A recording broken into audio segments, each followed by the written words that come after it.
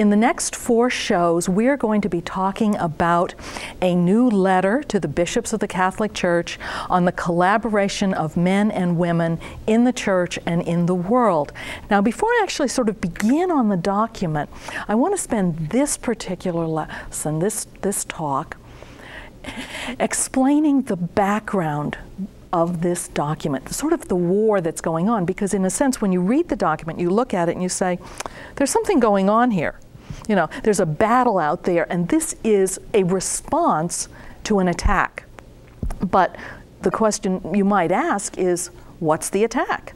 What is being said that the church feels at this moment in history it must respond to?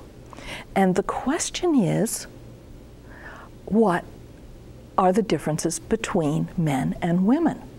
This is the whole issue that so many other issues which are in the news, which are all over the place, sort of hinge on. And there are 6 theories of the differences between men and women. The first theory is called sex polarity. These are very technical names, but I think that they're pretty obvious what they are. Sex polarity is just plain old sort of male chauvinism, the idea that men and women are different and men are better. And very often the church is accused of being in favor of sex polarity, of teaching that men are better than women, which of course is a lie. Now, why do people say this? Well, one of the reasons they say it is because of poor St. Thomas Aquinas. Usually they will trot out some quotes from St. Thomas Aquinas, which make it sound like he believed that men were better than women. In fact, the problem that St. Thomas Aquinas had was that he was not a scientist. He was dependent upon the science provided to him by his period, which was Aristotle.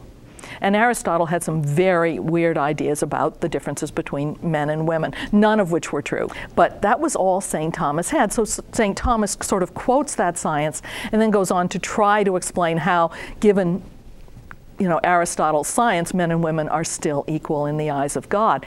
So those quotes that you may have seen do not and have never reflected the basic and fundamental teaching of the Church of the true equality of men and women. The second is reverse sex polarity, and this is men and women are different and women are better. Now, actually, this was a common idea in the Victorian age, that we women had higher spirituality and sensitivity, and we were just special. And therefore we couldn't go out in the world and do real things. And the church didn't really accept that either. There's a great sense that as Catholics we have always seen, for instance, women saints as being, an equal and important part of the church, the life of women religious as being very, very important. Now, it's interesting that that very Victorian idea has been resurrected recently by matriarchal separatists and other sort of fringe groups who hold that men and women are different, and men are testosterone-laden beasts who can't be trusted and rape and abuse women, and that there's something really evil about men. And again, the church is not going to accept that kind of belief system. The third way of dealing with the differences between men and women is called sex neutrality. And this is sort of the liberal feminist view that the differences between men and women are irrelevant. Yes, they're biological differences, we know that, but they're really not important. And what we in society do is simply ignore them. We simply treat men and women as though there were absolutely no differences at all. Now, sometimes this is a good idea. For instance, if you're going to court, you don't want different laws for men and women.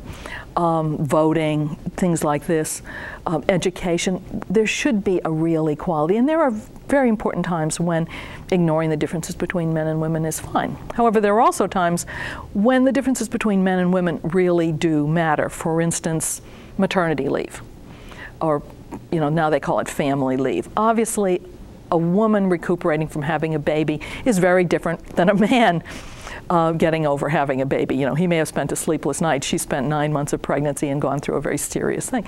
So a society that recognizes that there are real differences between men and women is not doing an injustice to women.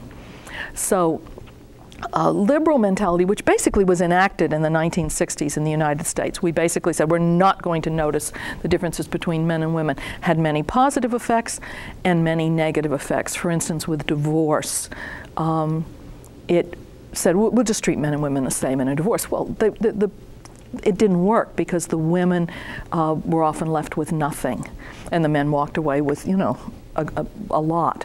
So again, this wasn't the way to solve the problem. The fourth theory of the differences between men and women, and the one that is really addressed in this particular document, is called sex unity. And this is the belief that the differences between men and women are not natural. That yes, there's some biological differences, but those are really irrelevant. That a sexist, oppressive, patriarchal culture has invented the differences between men and women and imposed them on us from the time we were babies, that when they put the pink booties on the girls and the blue booties on the boys, they were oppressing the girls and raising up the boys, and that everything that we see in society that shows these differences between men and women is the result of sexist, oppressive, patriarchal social construction of gender roles. So people who hold this ideology make a difference between sex, which are those biological differences which they regard as immaterial, and gender, which are the socially constructed differences which they regard as oppressive and in need of being changed. And it is this attitude which has become very dominant, but which I think most people would reject sort of on the you know, anybody who's been a mother, I think, knows that she didn't make her little boy, and her little girl a little girl. That there was something going on there that she really had no control over, and that all we do is smile. You know, we get the little girl and she does the girlish thing and we smile. The little boy does a boyish thing and we smile. And in fact, science has really debunked this whole idea that children are gender neutral at birth and that the differences are imposed upon them. But this ideology of gender unity, that men and women are the same, but the differences are oppressively opposed on them, then becomes the foundation for a great many things that, you know, we sort of are battling right now in the church. And that's really why Cardinal Ratzinger particularly, you know, wrote this, this letter on the collaboration of men and women. And he writes, in this perspective, physical difference termed sex is minimized, while the purely cultural element termed gender is emphasized to the maximum and held to be primary. Now, how does this affect us, and why is this so important in all of the battles that we as Catholics are fighting in the culture wars? Well, first of all, the major sex difference is that women have, if two people enjoy sexual intimacy, only one of them is going to get pregnant, and it's always the woman. So the people who are for gender say, if we're going to have equality between men and women, then we have to have equality in that particular act. And that means that two people can have sexual intimacy and neither gets pregnant. Well, the only way that can happen is with contraception and abortion. And that's why for this ideology, contraception and abortion are not peripheral. They're not something they've sort of gotten into. It's not something they can be talked out of. It is the core of the sex unity theory, because the only way to make men and women totally the same is to eliminate motherhood as a natural consequence of sexuality and as a vocation for women.